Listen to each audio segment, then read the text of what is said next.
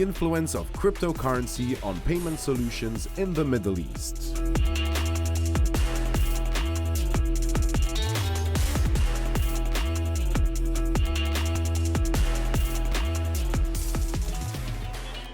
Amazing. So yes, a big thanks to our sponsor, Bitcashier, as you can see there. So please do reach out to them, check out their websites, listen to this amazing panel, okay? So we have our moderator, Adam Levine, who is the VP and Corporate Strategy at Fireblocks.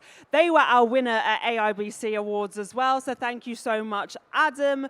And we have our panel, Dave Pulis, the Director of ZBX Crypto Exchange, Julian Goffin, the founder and CEO of Lunulata.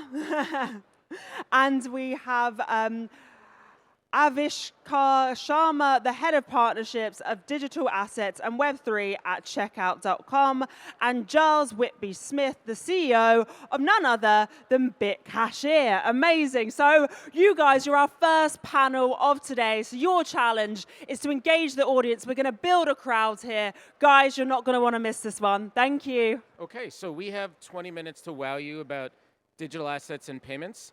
Relatively large panel. Let's go quick introductions, just who you are and what your company does. Ash, over to you. Hi, everyone. I'm Ash Sharma, team principal of Ferrari. I've always wanted to say that since Netflix, but no. I'm Ash. I run partnerships at Checkout. Checkout, we're a payments provider, so we help bridge the gap on fiat and digital currency and digital assets, which I know we're going to unpack today. We're a global provider. We look after the likes of PlayStation, Netflix, Google, Sony. We also support the blockchain community and the likes of Coinbase, blockchain.com, etc. So we help people on-ramp and off-ramp in the fiat ecosystem. Good morning, Giles Whitby-Smith. I'm the CEO of Bitcashier, sponsor of this panel. So we're a crypto payment processing and settlement platform. We work in the gaming gambling space, as well as other industries, so corporate industries that want to use crypto as forms of payment. Like Ash, and like a lot of people that are in the payment industry, we also deal in the on and off ramping, fusing crypto to fiat, and excited to be on this panel, and hopefully it will be educational for this massive audience that we have here today. Thank you. Hi, I am David Pulis. I've been in crypto since 2013. Even if I look 20, I'm middle-aged.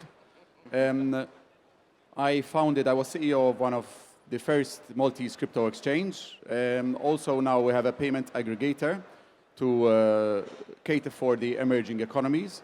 And we also do many other stuff within cryptocurrencies and bridging payments for especially fast settlement when it comes to fiat as well, which is one of the biggest problems right now in the industry. Hi, my name is Julian Goffin, and I'm an alcoholic. Oh, sorry, wrong meeting. That's sorry. the next meeting. That's the next meeting. I'm Julian Goffin. I'm the CEO and founder of a company called Lunulata. We're an EMI based out of Malta, and we deal with a lot of crypto and payments within the industry as well. Excellent. And so quickly, Fireblocks, we're a digital asset infrastructure, and really excited to be powering some of the panelists here. And before we jump right into payments, I just want to say, landed last night coming in from New York, and it's great to be here in the UAE, where you see a country really leaning into Web3, both on the regulatory side and increasing innovation. And so a nice change of pace, let's say, and the panelists definitely appreciate that. Ash, quick question. We're talking about digital asset and payments. Is this about how you do payments with a certain type of crypto? Is this about stablecoin? What are we actually talking about? Yeah, taxonomy, right? Let's set the foundation. That's a good question, and I know all my panelists will have different takes on it. I guess how we look at it as digital asset is tokenized fiat, right? And then let's double click on that. You've got stablecoins, you've got CBDCs like Vara recently doing, I think the dirham stablecoin, the dirham central bank currency for payment to China. So you've got then cryptocurrencies themselves, right? Which is an opaque area which has stored value. I think that kind of sets a foundation of a digital asset and a digital economy. And then you still also have fiat today, right? And we have the interaction of fiat and how all of this then becomes interchangeable. And I think one of the interesting things is we're talking about these three types of assets and how they interact within the real world. And how that happens is the exchange of value. And within that exchange of value, you have a B2C and a B2B model then. So we have B2B use cases, B2C models where you're either trying to grow adoption or user base or exchange utility, or you have B2B models that are trying to improve latency and infrastructure issues that we have today with our current monetary system. But I think holistically, I look at it as those three asset classes kind of sitting within the current system today. Giles, do you agree? Yeah, I would agree. So we're a B2B platform, principally. We don't really touch the consumer. And so most of the business that we see, certainly in the last 12 to 14 months, we've seen a real change into stablecoin. We did have some commercial customers that were using, trying to use Bitcoin or Ethereum, but obviously the volatility issues, particularly with Bitcoin, and Ethereum too, were causing issues. So the stable coins that are out there, and the most popular used one is USDT, is ideal for transactional cases for business. So, yeah. Is it? I mean, I always think it's a cryptocurrency. I mean, I refer to stablecoin as a cryptocurrency. What your version of a cryptocurrency is? I mean, is it a currency? I don't think crypto is a currency. It's more of a store of value and a transactional. It's very good for transactional uses. So, yeah. But stablecoin is nice, and it gives a feeling of comfort to people in business. Stable.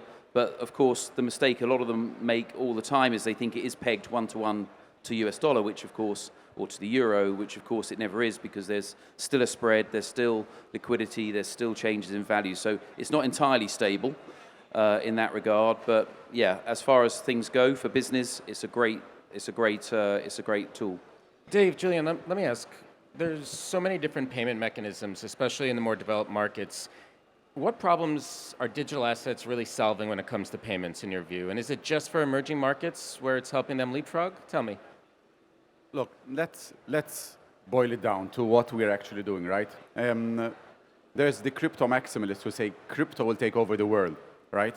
But if you take it down to what are the needs right now, if you take a look at the financial system, it's built like a house of cards with settlements, intermediary banks, your banks, now EMI layers, so on and so forth. What we're doing, what we are looking at the market is one of the simplest things. I'm talking about stablecoins more than now the cryptocurrency themselves. How can we do T+0 settlement? So how can I transfer money to your bank, to your account, and it settles on the day, right?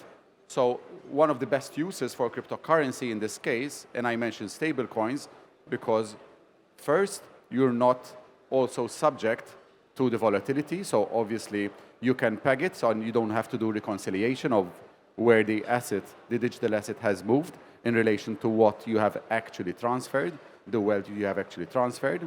And the second is that nowadays, if I want to transfer fiat, say euros, to euros, we can also use, or this is what we're seeing in the market, we're using the cryptocurrency to settle the transfer of wealth in between. So I transfer to you, to your institution, especially if we own both institutions. We can transfer a lot of wealth within a week, and at the end of the week, reconciliation takes place, or the transfer of wealth in cryptocurrencies. One, it saves a lot of hassle by going through a lot of intermediaries. You can settle internally, and as an operator, you can take a bigger chunk of the money because there isn't 8-10 people involved in a transaction. So I think the world going forward, we are seeing that most of the world is still using USDT, right? Going back a couple of years, everyone was saying USDC might take over because of its regulation, but we're still using a lot of USDT. And with regards to cryptocurrencies like Bitcoin, Ethereum, so on and so forth, I think they will keep their place as a store of value. And obviously, with regards to Ethereum, it's applicable use cases. Just before we get to Julian, Dave, why USDT? Explain to the audience why it's not something like USDC that most of the world is gravitating towards. Just to make my example a bit more clear, we also do investments, like a small VC, right? We don't invest in the best project most of the time, but we invest in the project that will has the best team to take it to the next stage. So if you have the best technology and the guy next to you has a technology which is slightly inferior, but has the best team to take it to the market, we will invest in this guy, not in your technology, right? And it sounds a bit crude to say it like that, but how it applies to the cryptocurrency itself, it's that USDT is the most used stablecoin out there. Most people are requesting USDT. So it's useless for me as an operator to try to push, say, USDC, because the demand side is still based on USDT. Having its issues or not with regards to reserves or not, I will not get into that. But the demand side is pulling us operators, and that's what we're seeing in the market. Understood. So Julian, your view, with your experience, what do you think that the payments and digital assets is really solving that hasn't been solved efficiently yet? I think one of the issues, and I don't think anybody's brought it up yet, is the issues around the correspondent banks as well. Because the correspondent banking within the whole payment industry at the moment is a real problem. I mean, if you look at where we're based in Malta, you try and get some USD payments within Malta. Even the main banks in Malta are having issues on finding correspondence for that sort of currency. However, as Dave was saying, USDT seems to be a very, or the stable coin of choice, let's say. It's one that's been out there for a while. Everybody's happy with it. Everybody's safe, and everybody believes in it. You have the UK now that have brought in a stable coin. You also have the Australian dollar that's brought in, or the Australian currency that's brought in a stable coin now as well. And it's something I think that people can become safe with. They're happy with within the payment, especially within the payment industry. You know, at Fireblocks, we think about digital asset payments as being quicker, less risky, and cheaper. And I think that's a lot of what we're talking about here. Dave, you mentioned before about how the banks can be like a house of cards. A good friend of mine's worked at a few American and European operations at banks, and has said told his father, if you knew how banks operated, you pull all your money out and keep it under your pillowcase. So I think that resonates. So, Julian, let's get a bit provocative. What is going to change in 2024 in payments? Maybe more Mideast focused, or if you want to make it something broader, but give us something provocative. Are we going to see a country adopt Bitcoin as the national currency again, or what's really going to happen? No, I don't think. Look, Bitcoin is too volatile, really, for people to actually look at. If we look at the audience now, I'd like to know from the audience, and I'm bringing the audience into this, how many of you guys actually get paid in crypto? One. Oh, how many of you want 3. to get paid in crypto? You know, two. How many of you know what crypto is? We pay a couple of our employees over there in crypto. Well, I'm looking at your employees, so they're going to get paid in crypto from now on anyway. So that's good. But you know, if you look, let's take the Middle East for example. You have a lot of varying currencies around the Middle East. Now, if you're working on one stable coin, not only are you working in the Middle East, but you're also working worldwide, because you move the volatility away from a currency. Crypto is still a currency. In my opinion, crypto is still a currency. You still get the pairs in crypto, you still work in crypto, but when you're looking at a stable coin, all of a sudden, you are working worldwide for it. And I think that is where the key is in the future. These next few years, you'll see that stablecoin coming in more and more, and I think you'll see more countries adopting their own stablecoin. That's what I think. Dave, your thoughts? Before we mentioned more regulated stablecoins, right? The issue with regulated stablecoins, let's step away from regulated stablecoins. If you use the dollar, the US dollar, for certain operations, and Uncle Sam doesn't like your operations, they can come after you wherever you are in the world, right? So this is public news. I'm not giving you any insights. So one of the issues with the regulation is also that fear of being persecuted, right? There might be legitimate reasons, obviously anti-money laundering, terrorism, so on and so forth.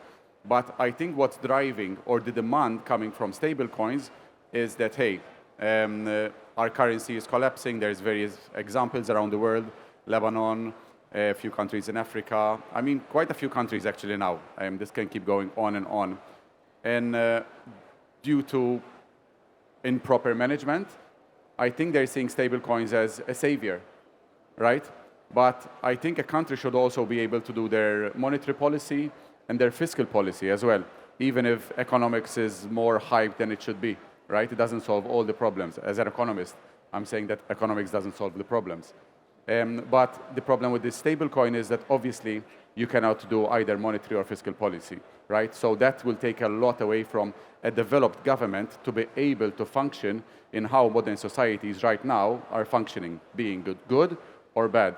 But if a country like, for example, Lebanon, I believe they lost 80% year on year since the last year, I checked, on the value of their currency, then it makes sense as a stepping stone to use either a stable coin or cryptocurrency, because it's taking away from the government's inability to manage its own currency. But as an end solution, I don't think that it will be what will be adopted in the next 5 to 10 years. Giles, we're hearing a lot about stablecoins. Where do you see a change in 2024 when it comes to payments? Well, I've got to say, I don't actually see too much change. I agree with Dave. I mean, the issue is that the regulatory hammer is getting bigger and bigger. Governments really are very much opposed to any form of alternative financial system, which is essentially what we are all proponents of here. What we see in business is every time we do not every time, but a lot of the times now increasingly when we're doing settlements, we're getting asked by banks for a lot of compliance to prove where that, the actual provenance of those funds. If there's any hint of a crypto exchange in there, the funds are being blocked and not released. And these are very real problems. At the end of the day, still fiat, unfortunately, is what everybody gets paid in. I mean, Julian asked the audience here, and a minority of people still get paid in crypto. Ultimately, business still operates, I would say, 95% with fiat, and it's a massive hill to climb. And I think it's going to take time for the implementation, for regulation, and there's always going to be regulation around crypto, because otherwise, if the governments just let it carry on as a completely decentralized, they've lost control of the state, they've lost control of finance, and that's never going to happen. I think we have to be realistic. So what I think we're going to see, not as immediately as 2024, but over the next 5 years, is I hope that what we see ultimately is essentially a two-tiered financial system. So we have fiat, and then we have also, for certain types of industries, maybe gaming, gambling, maybe some other corporate money movements that rely on smart contracts, where crypto can be used. The governments will have there'll be an acceptable form of regulation that works for everybody, rather than the sledgehammer to crack a nut that we have at the moment. And we'll have essentially crypto, which rather than government-backed digital coins, which I think are a crock of shit, frankly. I think the whole stable coin that we have, the crypto works very well. And I think what we'll end up seeing in five or so years' time, or I hope, is that we end up with a two-tier thing where you still have the fiat, but we also have stable coins predominantly as business-to-business operational currency, and then, of course, the investment of Bitcoin and other cryptos that the consumer will play with. So as checkout's in a privileged position with just the volume of transactions you get to help facilitate, what's the change that checkout's thinking is coming imminently? So for us, I think it's going to be kind of what Dave, Julian, and Giles touched on here around improving latency in the system today. So money movement is one thing. And I'll say this as an ex-banker here. I was at Citi for 10 years, so forgive me for my sins. But these guys are essentially right. We are in a point of inflection as humanity that we have a new monetary system based on technology development that is improving and providing alternatives. And that means, I'm talking about blockchain here, fundamentally changing how money can be moved within B2B and B2C models. So let's look at JPM Onyx system, how they can settle supply chain finance funds. Hopefully that intrinsic value gets passed on to B2B models that then affect us, right?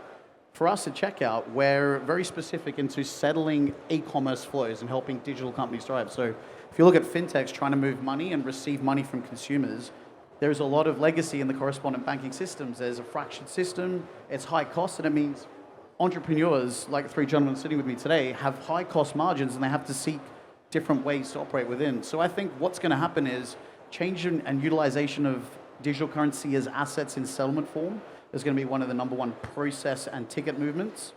I think Giles touched on this as well.